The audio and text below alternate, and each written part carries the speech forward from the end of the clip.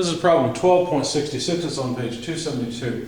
For the beam and loading shown, determine A, the magnitude and location of the resultant of the distributed load, and B, the reactions at the beam support. So let's sketch the problem, see what we're looking at.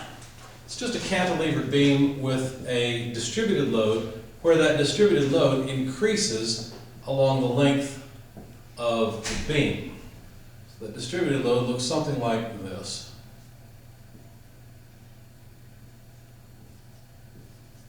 And goes from 400 newtons per meter at the left end all the way up to 1600 newtons per meter at the right. So A is on the left, B is the point on the right. Now I'm going to break up the distributed load into two parts. Your author likes to break it up into two triangles. I prefer to break it up into a rectangle plus a triangle.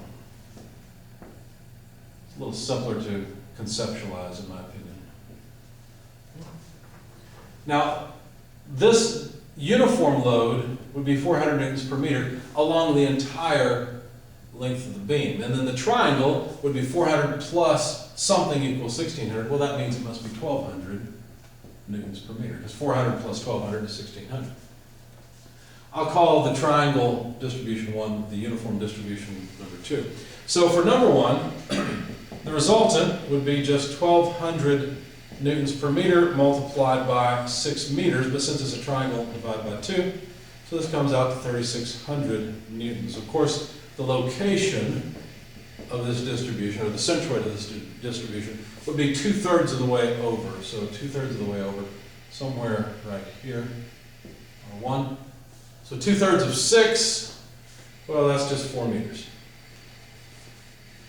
For distribution 2, it's a uniform distribution. It's simple. 400 newtons per meter times 6 meters worth gives a total of 2400 newtons. Its centroid, x2, is just located in the center. So the center of 6 meters, that's 3 meters. Now they wanted the location and reactions. It looks like I forgot to get the location of the resultant of the distributed load. So we'll grab that while we're here. I just went ahead and went for the part B, what's going on at the wall. Basically at the wall, from a free body diagram perspective, what I did, I just took R1 and R2 together. R2 is about there, R1's over here a little bit. So we'll take care of part B first, and then we'll go back to part A. AY, moment at A. So there must be a force at A pushing up to resist these two. And there must also be a moment to keep the thing from rotating clockwise. So AY is pretty simple. It's just the sum of R1 plus R2. As a matter of fact, the total resultant R would be the sum of these, so we'll work on part A as well. That's easy. That's just 3600 plus 2400. That's just 6,000 newtons. So if you want to talk about the magnitude of the total resultant of the distributed load, R, which is, I don't know, somewhere in here. Or you want to talk about the reaction at the wall, well, the reaction at the wall is also 6,000 newtons. Notice we're neglecting any weight of the beam. Now, in order to determine the magnitude of the moment at A, I will sum moments about point A, taking counterclockwise as positive. Looks like R1 and R2 both cause negative moments.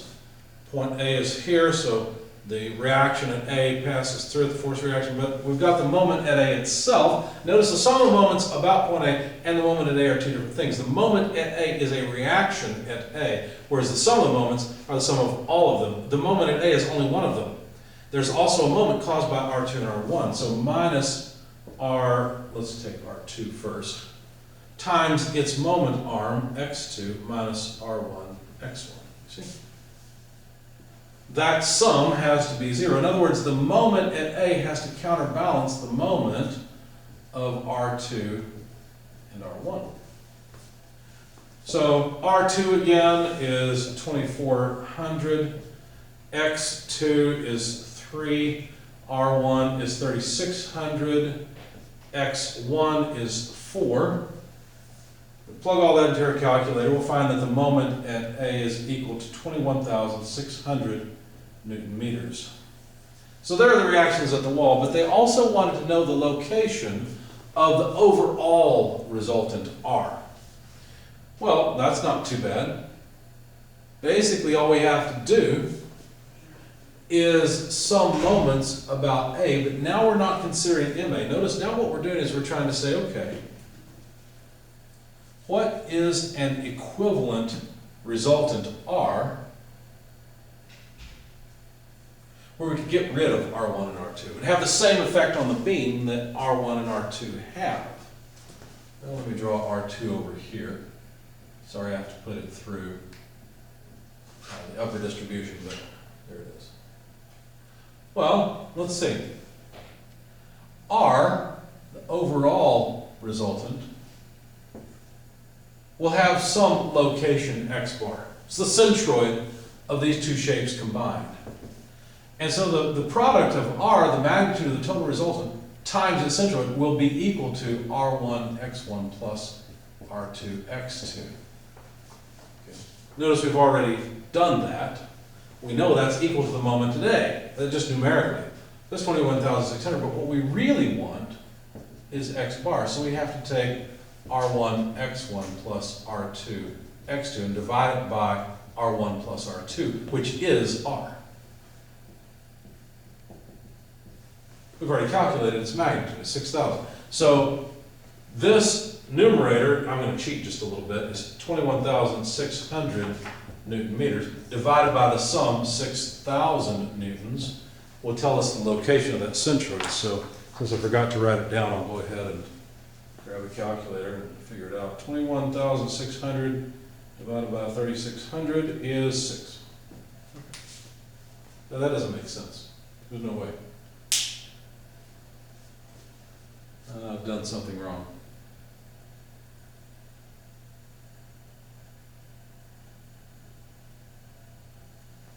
And the numbers again, there's no way. I hit the wrong button, I must have. Yeah, 3.6, that's better. Okay, so x bar, I guess I just hit the wrong button on my calculator, is 3.6 meters. There's no way that R can act out at 6 meters, that doesn't make sense.